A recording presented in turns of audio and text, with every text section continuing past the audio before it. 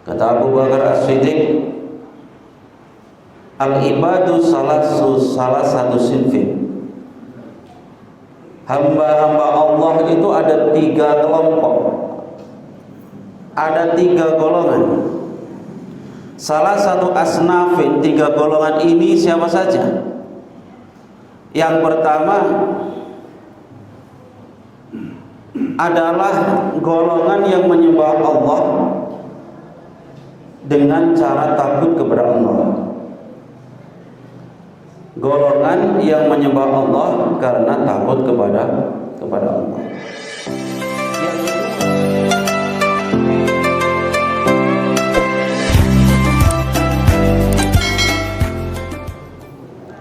Al-Fatihah. Bismillahirrahmanirrahim. Alhamdulillahirabbil alamin arrahmanir rahim maliki yaumiddin. Iyyaka na'budu wa iyyaka nasta'in. Shiratal ladzina an'amta 'alaihim.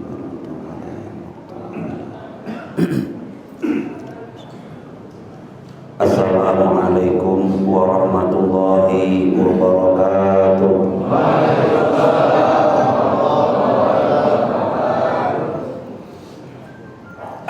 Alhamdulillah alladzi wa'ada lil muttaqin al-jannata allati fiha na'imun muqim.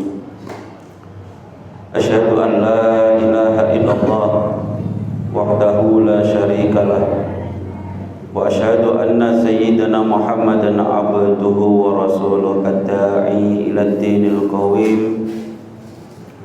Allahumma salli ala sayyidina Muhammadin wa ala alihi wa ashabihi alladhina tadaw ila sabilil mustaqim. Amma ba'du. Yang kami hormati Bapak Ketua BKM Masjid Babus Salam beserta para pengurusnya, para panitia yang telah mensukseskan acara ini, kepada orang-orang tua kami, para masyayikh, para ustadz, kepada Pak Kades kami, alhamdulillah datang di tempat yang mulia ini, kepada para asatid yang tidak bisa kami sebutkan satu persatu, ada Ustaz Kiai kami, Ustaz Basori, Ustaz Hendra, Ustaz Sariaman nampaknya di luar juga datang terlambat, makanya nggak bisa ke depan beliau. Wabil khusus kepada Ketua Forum Komunikasi Silaturahim Ustaz Hendra serta wakil yang mungkin saat ini masih dalam proses penyembuhan. Semoga cepat diberikan kesehatan, bisa beraktivitas kembali bersama kita semua. Kepada orang-orang sakit dari keluarga kita semua, semoga dengan amal baik kita berkumpul bersilaturahim di pagi hari ini diberikan kesehatan oleh Allah Subhanahu wa taala. Pertama, marilah kita bersyukur kepada Allah Subhanahu wa taala pada pagi hari ini masih diberi kesempatan untuk bisa bersilaturahim, duduk di majelis ilmu dalam keadaan sehat walafiat. Salawat beriring salam semoga selalu tercurah kepada Nabi Muhammad sallallahu alaihi wasallam yang selalu kita harapkan syafaatnya di hari kiamat.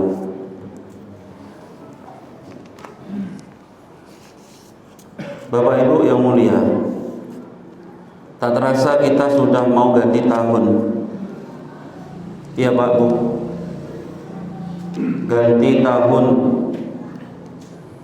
Maka saya mengajak Bapak Ibu semua sepakat pergantian tahun ini, tahun 2021, kita semua ganti kalender dulu ya. Ganti kalender. Betul, ada yang bilang betul. Alhamdulillah kita masih diberikan kekuatan untuk istiqomah, yang salah satu dari bentuk istiqomah kita adalah forum kita ini FKSMM semakin hari semakin bertambah. Sekarang ini sudah 30 masjid dan mushola yang bergabung dalam forum kita ini. Itu semua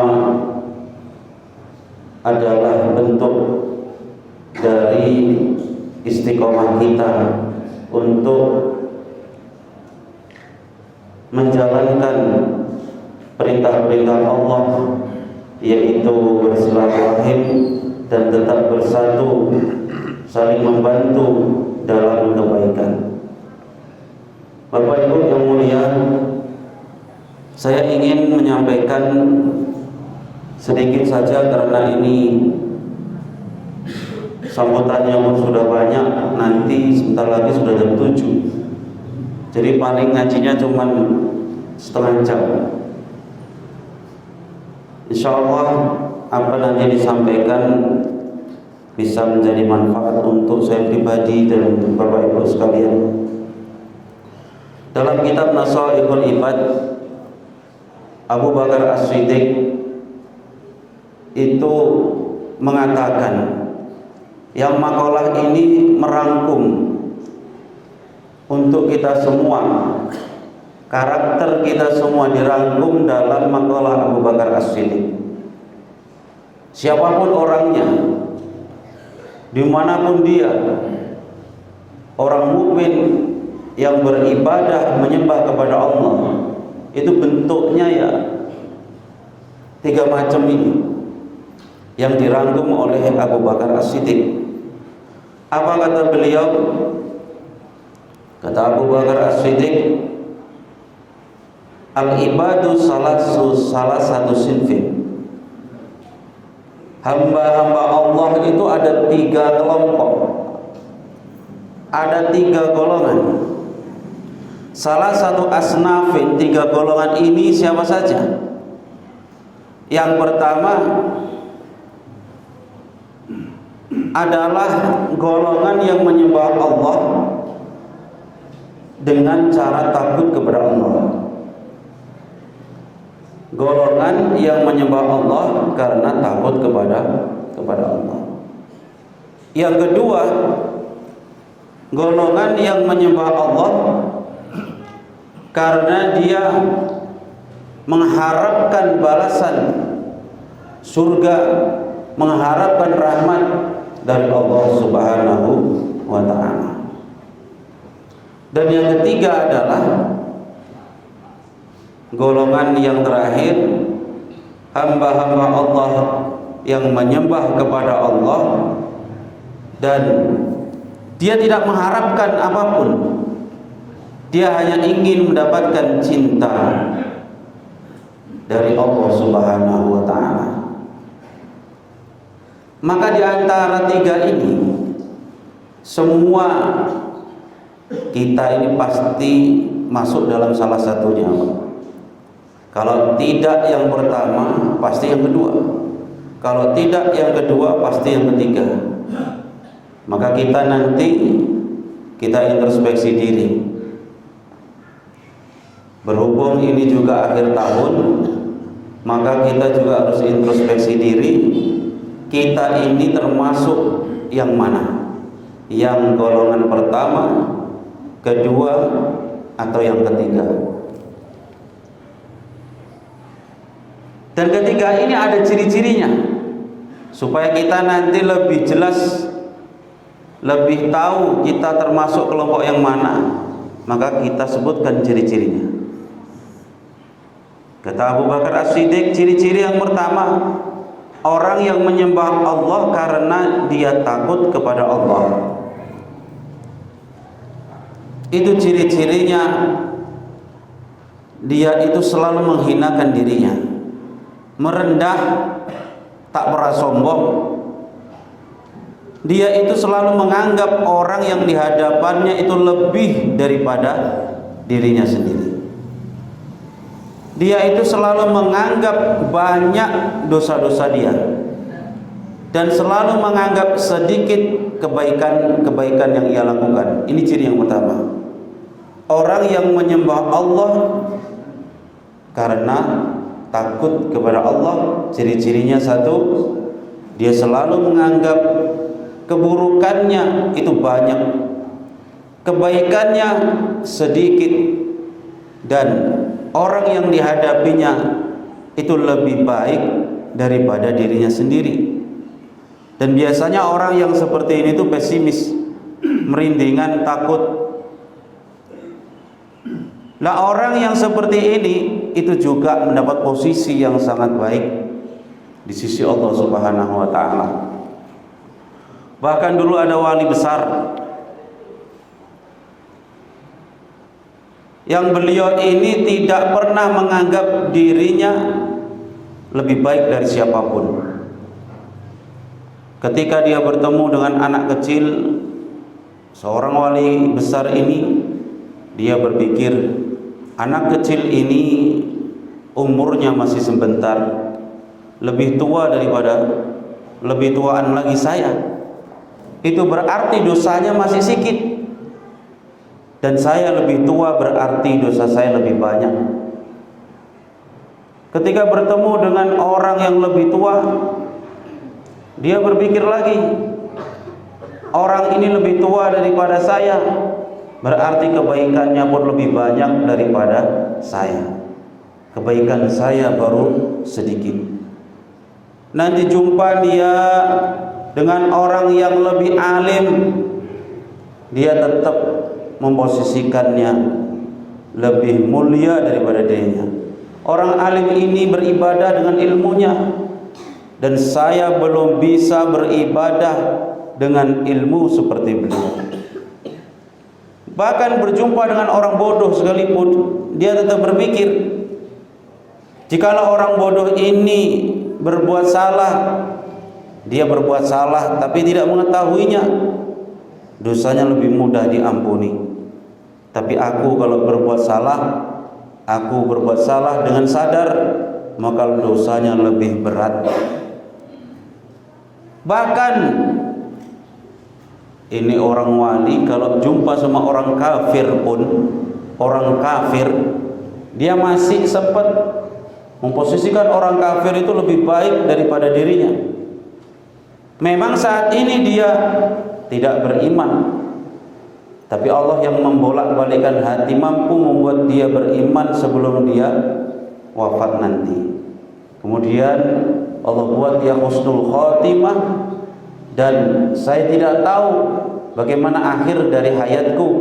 Apakah aku tetap dalam membawa iman ini, atau bahkan nanti keluar dari dunia ini tidak membawa iman. Ini adalah seorang wali besar, Syekh Abdul Qadir Al-Jilani. Jadi menghadapi siapapun tidak pernah dia merasa lebih dari orang yang dihadapi. Dia jadikan semua orang yang dihadapi seperti gurunya. Ini adalah ciri yang pertama bagi orang yang menyembah kepada Allah tapi dengan perasaan takut. Ada orang yang beribadah kepada Allah itu dengan perasaan dia menganggap bahwa Allah itu luas sekali rahmatnya, bahwa Allah ini maha pengasih, Allah ini maha penyayang, sehingga dosa sebesar apapun pasti akan Allah ampuni. Ini juga benar adanya. Tapi modelnya orang yang seperti ini biasanya itu dia pun sangat-sangat murah hati. Ciri-cirinya, dia mudah bergaul, dia pun menjadi orang yang dermawan, dia pun menjadi orang yang diikuti banyak orang. Ini kata Syekh Abu Bakar, kata Abu Bakar As-Siddiq, ciri-cirinya diikuti banyak orang, qudwatan linnas, Yang kedua, orang yang seperti ini biasanya dia sangat dermawan, sehingga dia akan mudah terenyuh, mudah tersentuh hatinya ketika melihat orang yang ada di bawahnya, karena dia pun mengharapkan kasih sayang yang besar dari Allah Subhanahu wa ta'ala. Dan orang yang seperti ini itu biasanya yang banyak di antara kita semua. Orang yang takut kepada Allah itu biasanya yang kayak tadi itu, yang pertama itu mencil, dia suka uzlah, dia suka menyendiri, tidak mau bergaul. Tapi yang kedua ini biasanya dia suka bergaul, banyak kawannya, karena dia menjadi orang yang dermawan. Kayak manapun orang yang dermawan itu pasti banyak kawannya. Mau orang dia orang jahat maupun dia orang baik, kalau dermawan pasti banyak kawannya. Dan orang yang dermawan ini, Bu, orang yang suka memberi ini pasti dia mudah menjadi orang yang dicintai orang lain. Bahkan mudah menjadi orang yang dicintai Allah. Dan mudah dia masuk surga. Ini orang yang dermawan. Bahkan banyak kisah cerita di antara orang-orang yang dermawan, yang karena dermawannya itu dia menjadi orang yang dicintai oleh Allah Subhanahu wa ta'ala. Dan sahabat-sahabat dulu, sahabat Nabi dulu, itu kebanyakan orangnya itu pun dermawan. Sahabat-sahabat dulu itu saking dermawannya, karena nggak punya apa-apa untuk disedekahkan, beliau melihat orang yang bersedekah itu ngiri. Ya Rasulullah, orang-orang yang kaya itu bisa bersedekah. Orang-orang yang kaya itu sama sholatnya sepertiku. Aku sholat, dia sholat. Dia puasa, aku juga puasa. Tapi ada yang tidak bisa kami lakukan seperti mereka. Mereka bisa bersedekah, tapi aku tidak bisa. Apa kata Nabi? Maukah kau kutunjukkan? Kutunjukkan amalan sedekah yang sangat-sangat mudah. Kata Nabi, dikasih solusi biar gak berkecil hati orang yang miskin ini. Kalaupun kamu tidak bisa bersedekah seperti dia, tapi Allah kasih cara kamu mengucapkan kalimat-kalimat thayyibah juga sedekah. Kamu mengucapkan subhanallah itu juga sedekah. Walhamdulillah wala ilaha illallah wallahu akbar itu sedekah. Kamu membantu orang juga sedekah. Kamu tersenyum kepada orang mukmin, menyenangkan hati orang mukmin juga sedekah. Kau bantu orang lain ngangkat barangnya juga sedekah. Jadi sedekah itu banyak sekali. Tapi harus tahu tempatnya. Nanti ada kotak infak, sedekahnya ya pakai duit. Bukan kotak infak lewat, kita sedekahnya pakai senyum. Kotak lewat, senyum. Kenapa senyum? Senyum adalah sedekah. Bukan tempatnya lagi. Ada orang kelaparan datang, kita senyum juga. Pak, minta makan Pak. Kan sudah saya senyum. Senyum adalah sedekah, tapi bukan tempatnya untuk bersedekah. Sedekah itu harus tahu tempatnya. Orang yang tidak punya baju, sedekahnya kita kasih baju. Orang yang kelaparan, sedekah kita kasih makan. Orang yang kehausan, sedekahnya kita kasih minum. Itu adalah sedekah yang tepat. Bapak Ibu yang mulia, maka sahabat-sahabat dulu itu kalau bersedekah itu tidak memikirkan lagi apa yang dimilikinya setelah itu. Bahkan ada salah satu sahabat ketika mendengar ayat lan tanalul birra hatta tunfiqu mimma tuhibbun, tidak kau dapatkan kebaikan sehingga kau memberikan, menginfakkan apa yang kau cintai. Datang langsung sahabat kepada Nabi, ya Rasul, saya punya kebun kurma.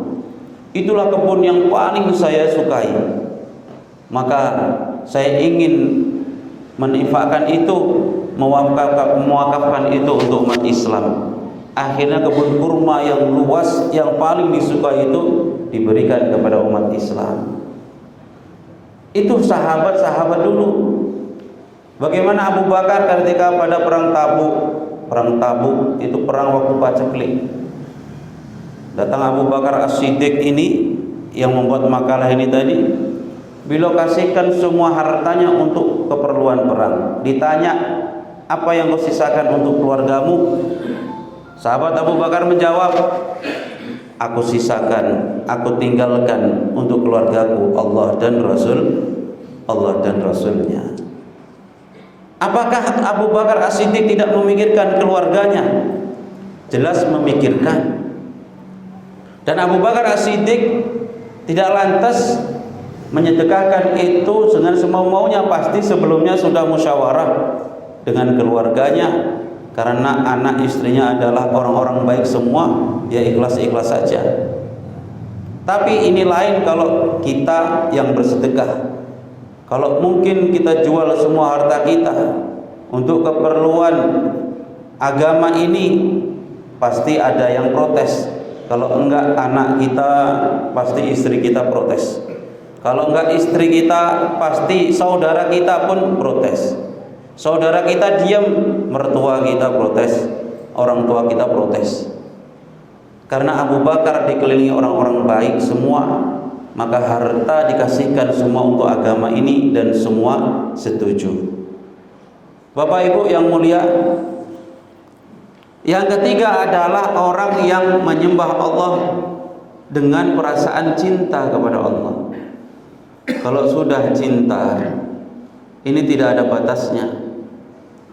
Menyembah Allah dengan perasaan cinta ini pernah diikuti oleh Rabi'ah Al-Adawiyah. Rabi'ah Al-Adawiyah ini adalah salah satu tokoh perempuan yang sangat-sangat mendewa-dewakan cinta.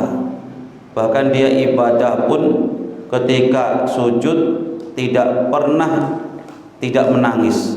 Kalau sujud pasti menangis dan tempat sujudnya itu basah dengan air mata. Tapi ketika ditanya, ibadahmu itu untuk apa sampai begitu?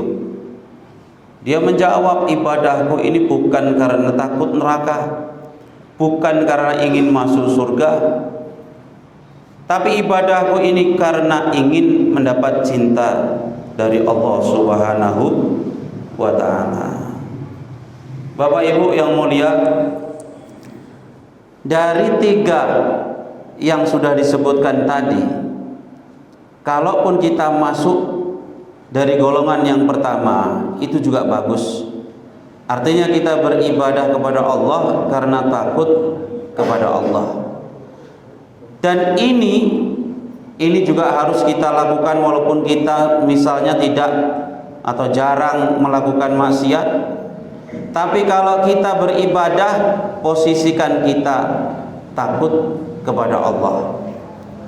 Tapi kalau nanti kita mau meninggal, kata ulama, posisikan kita itu orang yang kelompok kedua, yaitu mengharapkan rahmat Allah yang besar.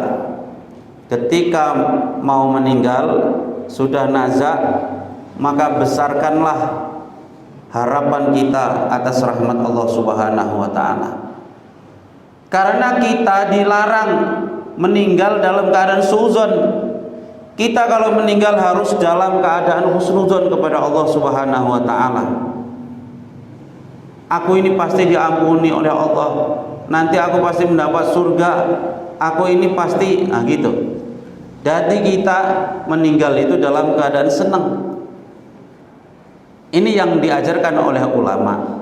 Tapi semasa kita hidup, kita kalau beribadah, posisikan seperti orang yang paling banyak dosa, sehingga kita serius dalam ibadah.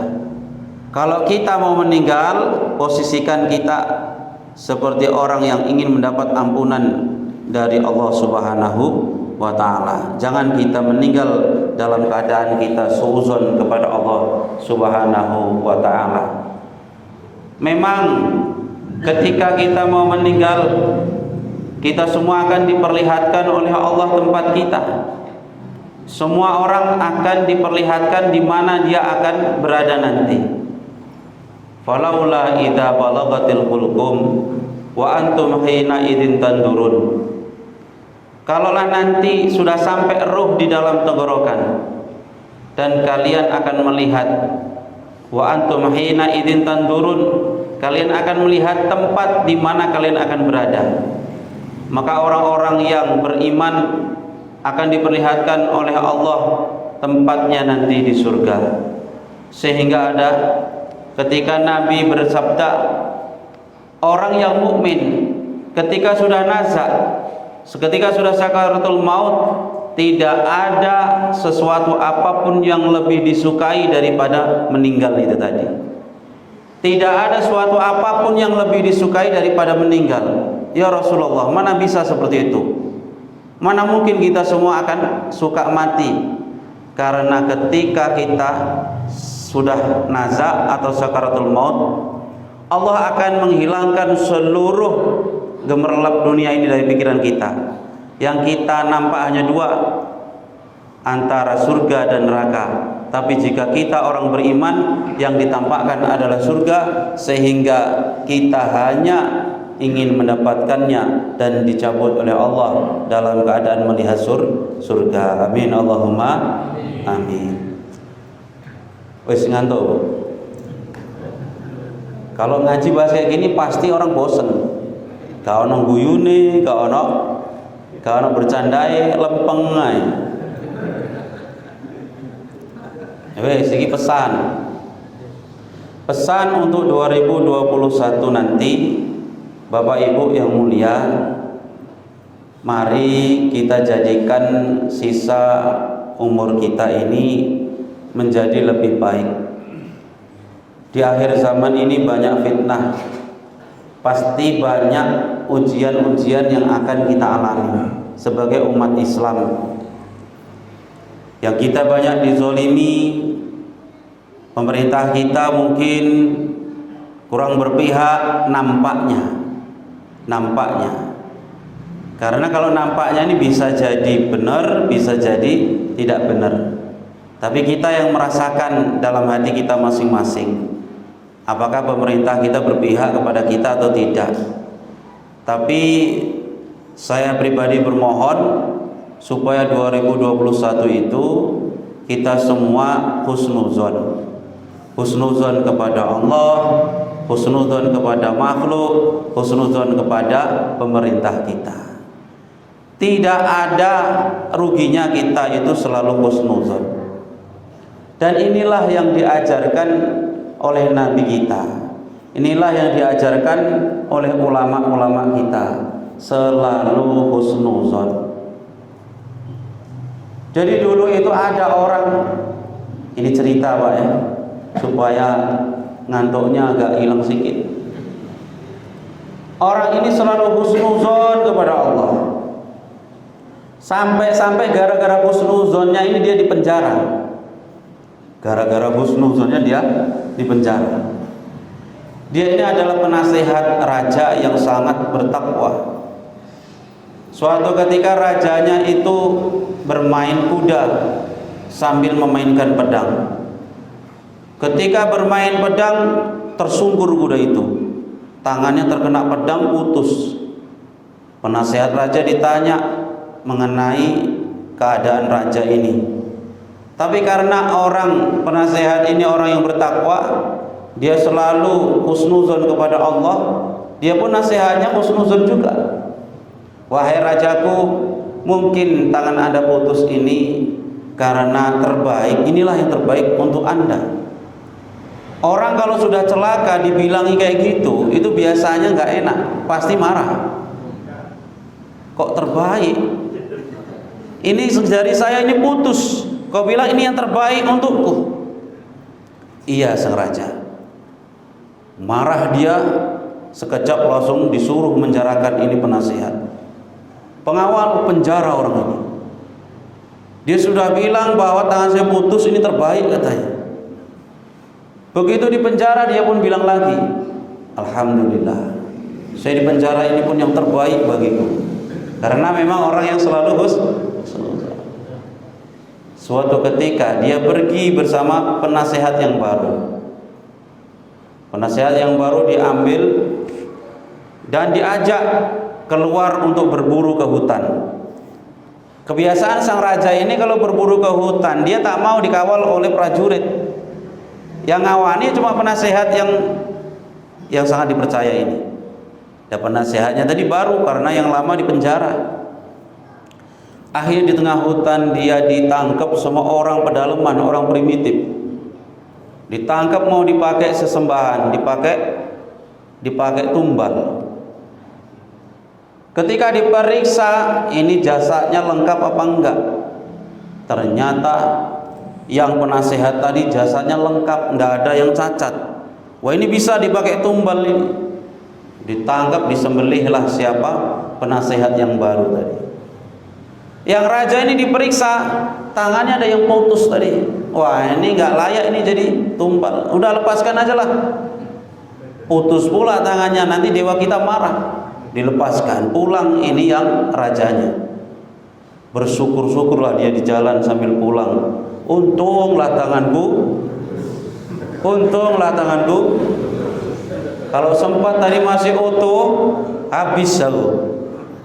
Pulang sampai ke kerajaan, dia langsung menjumpai penasehat yang dipenjarakan tadi. Wahai penasehatku, saya minta maaf. Ternyata benar yang kau bilang. Tanganku putus ini terbaik untukku. Gara-gara tanganku ini putus, saya nggak jadi disembelih sama orang pedalaman. Tapi saya heran, kenapa kau ke penjara? Kau bilang malah yang terbaik untukmu.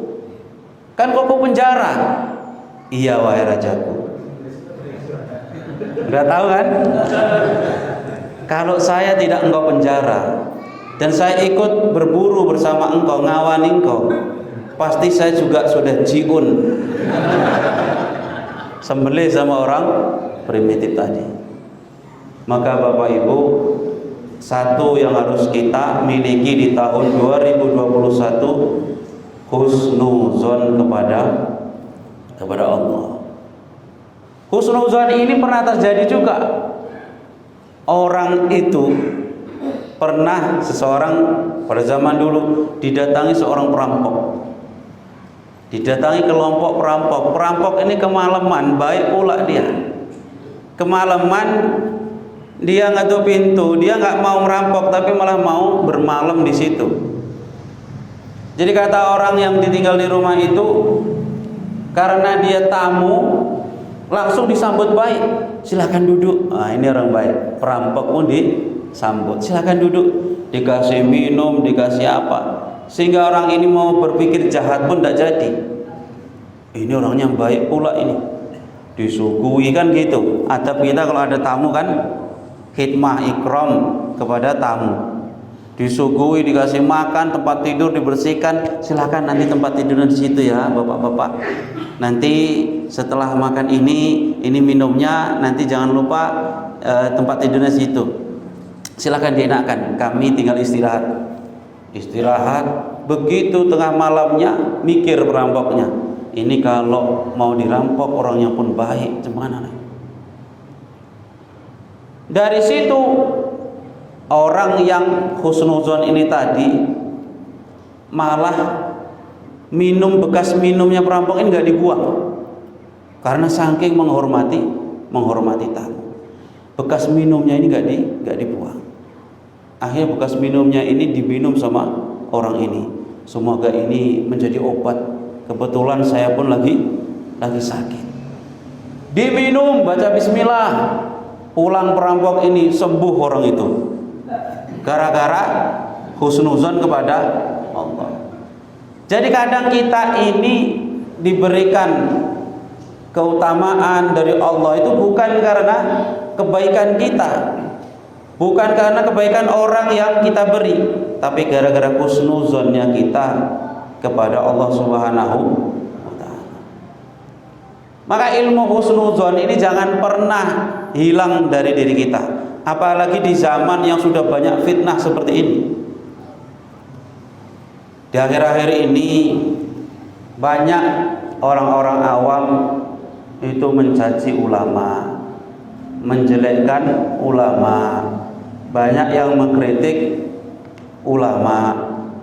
Saya bermohon kepada jamaah FKSMM, jangan berani-berani kita mengkritik ulama. Mereka itu berpikir duluan sebelum mereka bertindak.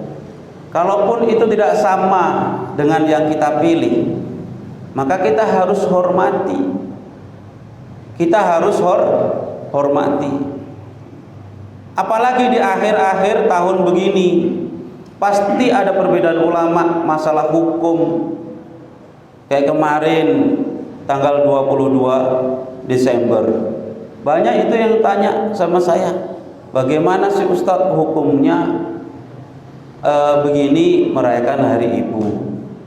Ini kemarin ada juga, bagaimana sih Ustadz hukumnya mengucapkan ini. Nanti tahun baru lagi ada lagi yang tanya itu, padahal setiap tahun sudah pernah. Tapi setiap tahun itu pula muncul di tengah masyarakat. Kita ini sudah dewasa, kita ini sudah pinter-pinter. Setiap Ahad pagi sudah ada ngaji di FKSMM. Masa nggak ngerti-ngerti? Itu perbedaan. Kalau perbedaan itu harus kita hormati. Kalau kita sudah tahu itu perbedaan, nggak usah kita buat perdebatan. Ya kita hormati pendapat yang lain. Saya itu suka tempe, makan tahu suka. Tapi kalau ada orang yang nggak suka makan tahu, ya nggak boleh saya maksa. Kau harus suka tahu. Loh kenapa? Karena saya suka. Kalau kau nggak suka, berarti kita nggak kawan. Gara-gara tahu jadi berantem. Aku memilih pendapat yang ini. Jangan gara-gara nanti kita beda pendapat berantem gara-gara perbedaan pendapat. Lah itu di akhir zaman itu fitnah yang itu muncul di tengah masyarakat. Kenapa? Karena akhir zaman itu banyak sekali fitnah. Salah satunya fitnah akhir zaman, kebodohan semakin meningkat, orang yang alim semakin sedikit. Maka hadis Nabi yang sahih pernah bilang, Nabi bersabda, Allah itu kalau mau mengambil ilmu tidak langsung diambil ulama. Ya, innallaha la yaqbidul ilma intiza'an yantazi'u intiza'an yantazi'u. Tapi bagaimana cara Allah mengambil ilmu? Biqabdil ulama, diambil ulamanya. Orang yang alim satu persatu diambil. Ulama yang berkualitas ilmunya sangat mumpuni diambil salah satu. Diambil satu. Sehingga ketika sudah diambil, maka orang-orang akan memilih pemimpin yang tidak mengerti agama. Orang-orang akan memilih ulama yang kurang alim. Sehingga kalau ditanya tentang hukum, mereka berfatwa. Ditanya hukum jawab. Tapi aftau bi ghairi ilmin, mereka berfatwa dengan tanpa ilmu, sehingga sesat dan menyesatkan, sehingga banyak terjadi masalah, sehingga banyak terjadi fitnah di akhir zaman. Maka 2021 ini pesan kami pribadi, mari kita tingkatkan husnuzon kita kepada Allah, tingkatkan kualitas ilmu kita, tingkatkan kualitas ibadah kita. Hanya itu untuk menghadapi fitnah di akhir zaman. Kalau kita tidak tingkatkan ilmu kita, kita bisa terjerumus dalam fitnah-fitnah akhir zaman. Dan yang harus kita miliki adalah husnudzon kepada siapapun. Husnudzon kepada siapapun. Ini yang banyak kemarin, gara-gara lewat ini 2 hari yang lalu, ada ulama dari Mesir karena berbeda pendapat dengan ulama-ulama kita yang di Indonesia, jadi dibully. Ulama dicoreng mukanya, ini ahlul bid'ah, ini sesat. Itu sangat mengerikan sekali. maka kita tidak usah ikut-ikut yang seperti itu. Tidak cocok, tidak usah ikuti. Tidak cocok, tidak usah ikuti. Jangan kita jelekkan mereka, apalagi mereka masih keturunan dari Nabi Muhammad Sallallahu Alaihi Wasallam. Apa kita tidak takut kalau nanti kita berjumpa dengan Nabi Muhammad di mahsyar, terus kita mengharapkan syafaatnya, kita ingin mendapatkan pertolongan, dan di sana nanti pertolongan salah satunya yang bisa memberi pertolongan adalah Nabi Muhammad SAW. Bahkan kalau di mahsyar itu cuma Nabi Muhammad. Kita merengek-rengek, kita minta syafaat, tapi tidak diberikan syafaat kepada kita. Kita mendatangi telaganya Nabi, ketika mau minum di telaganya Nabi kita diusir. Datang malaikat Jibril, ya Rasul, itu bukan umatmu. Loh, itu umat saya, itu umat saya. Ya Rasul, dulu saya di dunia beribadah, saya menyembah kepada Allah, saya iman kepadamu. Kata Jibril, ya Rasul, dia bukan umatmu. Dia bukan umatmu. Gara-garanya apa? Mana salah satunya, mungkin orang ini tidak mencintai keluarga Nabi. Mungkin orang ini pernah menghinakan ulama, menfitnah ulama. Dia itu bukan umatmu. Kamu tidak tahu apa yang dilakukan setelah sepeninggalmu. Nabi memerintahkan untuk mencintai keluarganya. Ada orang tidak mencintai keluarganya. Sudah begitu nanti di sana minta pula dia pertolongan kepada Nabi. Merengek-rengek pula, siapa yang mau ngasih? Maka dari itu di akhir zaman ini banyak ulama yang masih keturunan Nabi Muhammad SAW yang dirahasiakan, tidak menunjukkan silsilahnya. Yang sudah jelas kita jangan ikut-ikutan menjelekkan, membuli, apalagi yang tidak jelas, itu yang lebih ngeri. Apalagi seperti kemarin itu sudah jelas beliau adalah cucu Nabi, nasabnya jelas, kita masih mau ikut-ikutan. Ada lagi oknum yang jelas-jelas mengejek, jelas-jelas menghina, sudah tahu dia nasabnya dihina lagi. Ini mengerikan sekali. Maka pesan guru kami sebelum beliau wafat, beliau berpesan kepada kami semua, jangan mau diadu sama para habaib, jangan mau diadu sama cucunya Nabi. Kalian harus cinta kepada Ahlul Bait, kalian harus cinta kepada keturunan Nabi Muhammad Sallallahu Alaihi Wasallam. Mungkin kalau kita tidak bisa nanti di sana selamat dengan mencintai keluarga Nabi, kita bisa selamat. Kata ulama besar ketika ditanya, wahai Syekh, wahai Tuan Guru, bagaimana supaya saya bisa berkumpul dengan kekasih-kekasih Allah? Bagaimana supaya saya bisa berkumpul dengan wali-walinya Allah? Apa kata ulama ini? Kau cintailah ulama itu. Kau cintailah kekasih-kekasih Allah itu. Sehingga nanti ketika di akhirat Allah melihat hati seorang ulama ini, di hati ulama itu ada namamu di sana. Jadi kau pun ikut disebut, kau pun ikut mendapat rahmat dari Allah Subhanahu wa taala. Sudahlah, amal ibadah kita tak bisa kita andalkan, kita tak mau mencintai ulama. Di akhir zaman jangan jauh-jauh dari ulama. Di akhir zaman jangan tinggalkan ulama, ikuti ulama. Kalau tidak cocok, diam, jangan dibully. Tapi kalau cocok, ikuti. Tapi ingat, jangan pernah sedikit pun menjelekkan ulama. Dan harus husnuzon kepada Allah, kepada makhluk, kepada semua orang harus husnuzon. Itu pesan saya untuk tahun 2021. Pesan kedua, semakin hari kita harus semakin baik.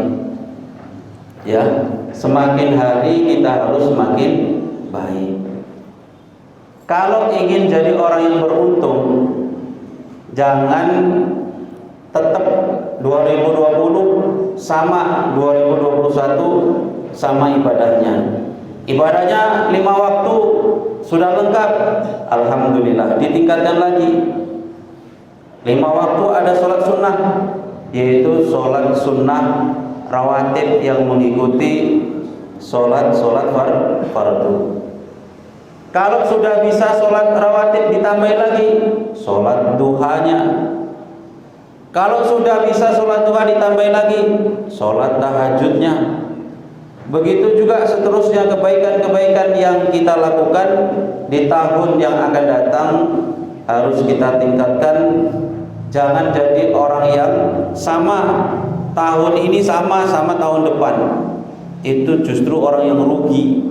Kalau orang yang pengen orang yang beruntung, itu orang yang tahun ini beda dengan tahun 2021. Tahun 2021 harus lebih meningkat kualitas keimanan dan ketakwaannya kepada Allah Subhanahu wa taala. Insyaallah demikian yang mungkin dapat disampaikan. Saya yakin setelah ini ada yang tanya, itu pasti. Makanya pesan-pesan tahun 2021 nanti yang cuman itu, mohon yang paling utama adalah kita harus husnuzon, banyak husnuzon kepada siapapun. Husnuzon itu ilmunya para wali, ilmunya para ulama dulu, dan ini yang ditinggalkan oleh orang-orang sekarang ini, bapak-bapak. Husnuzon itu apa sih? Baik sangka kepada siapapun. Sudahlah, pokoknya ini saya pesan cuma satu, ini yang paling besar. Baik sangka kepada siapapun, selamat kita. Tidak usah mengotori hati ini dengan buruk sangka. Tidak usah. Baik sangka kepada siapapun. Demikian mungkin dapat disampaikan. Jika ada salah pasti dari saya pribadi, jika ada benar pastilah dari Allah semata. Usikum wa nafsi bitaqwallah. Wassalamualaikum warahmatullahi wabarakatuh.